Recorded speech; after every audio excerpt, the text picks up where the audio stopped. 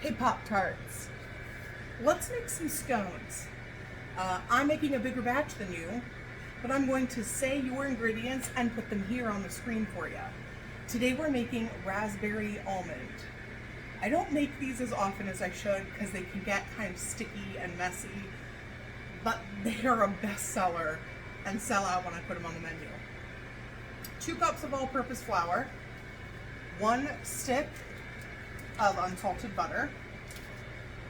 To that, 1 tablespoon baking powder, half a teaspoon salt, 3 tablespoons white granulated sugar.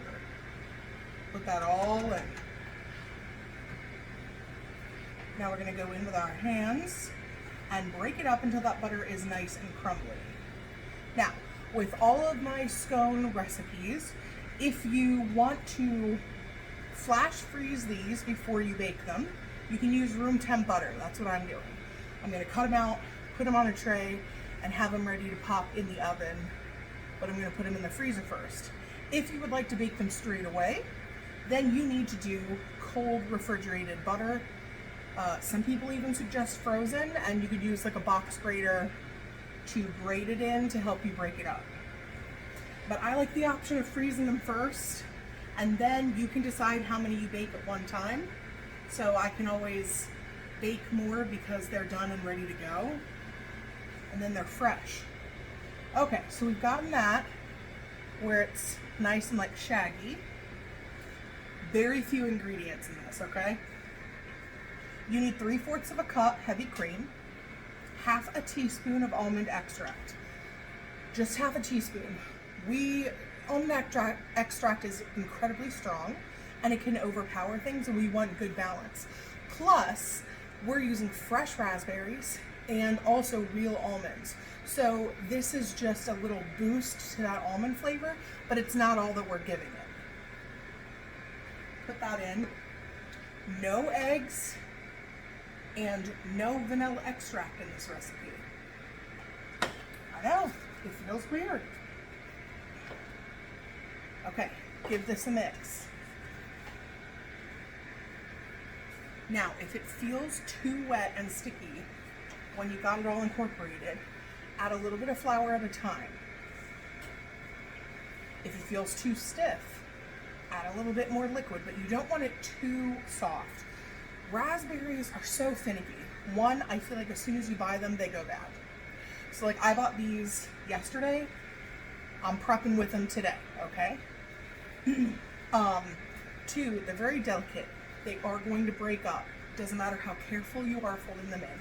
They're going to break up. So you're going to have raspberry pieces, which is okay. And then we're going to add some slivered almonds. You can use sliced if you want, but obviously don't use whole. Like I actually think I need a little bit more liquid, so let me grab some heavy cream. I'll do that.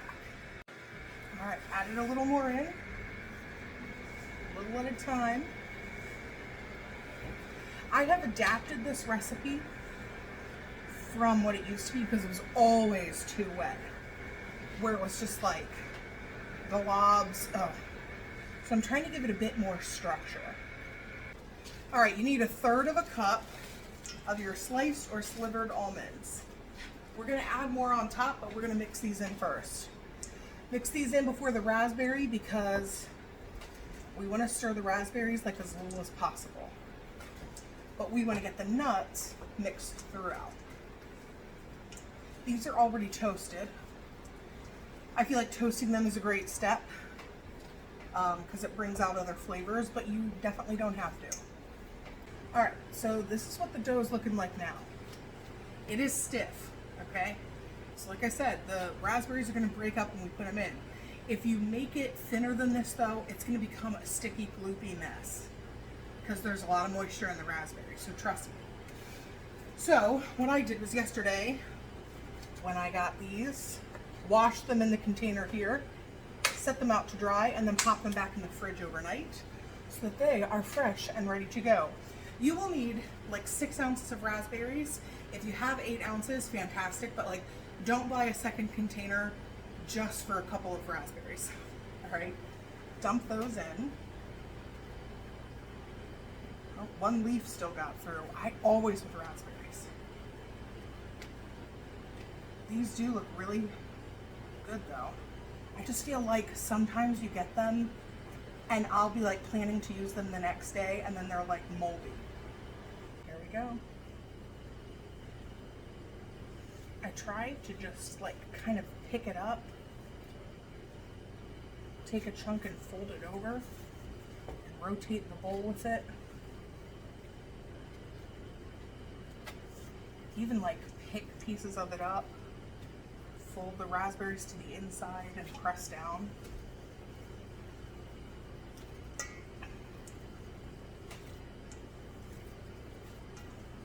But there is something about getting the fresh raspberry over just like a raspberry jam or using a raspberry flavor. And I'm not going to overly mix it. And see, there's already so much moisture here. See the difference in the texture? It's getting kind of goopy. That's why you don't want to add too much to start. Because there's so much moisture in those raspberries. All right. Flour your surface well, which I have done. Turn them out. You're going to need to add flour as we go. Like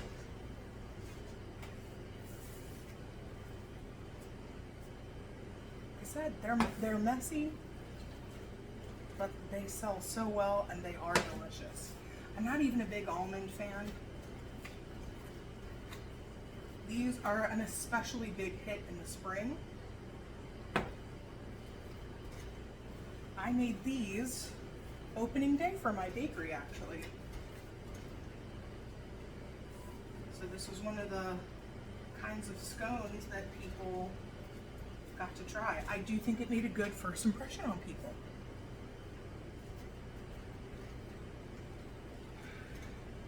Now just push these out. You don't want them to be too thick.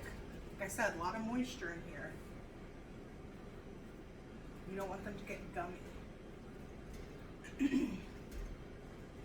And the other benefit to freezing them is that if they don't look beautiful, you know, and perfect right now, because these get messy, that's okay. Popping them in the freezer is going to let them solidify and then they're going to bake up really nice. And you know what? As long as they taste good, okay? I use a biscuit cutter. You can form yours into a perfect circle and cut triangles from there. See if I can. But that's what we've got. Now I like to do a very light almond glaze. Do a cup of powdered sugar, half a teaspoon or less of almond extract, and then a little bit of water until you get the consistency that you want. Once they're fully baked, dip them in that, and then I like to put a few slivered almonds on top. One, it's visually very pretty. Two, it ensures that everything every bite gets an almond, though that should be true. And it's a great indicator to tell people, hey, there's nuts in this as well. So there we go. If you're doing them fresh, I would do 350. Like if you're taking them and putting them straight in the oven, 350, check them at 16 minutes. You may need to go to 18, maybe 20, depending on how hot your oven runs. If you're doing them from the freezer, 18 to 22 minutes, okay? At 350. As always, I'll post a picture of them when they're all done. Let me know how you like this recipe and what other things you would like to see me make. But check out all of my playlists from baking to breads, cheesecakes. I got it all going on here. All right, friends. See you next time.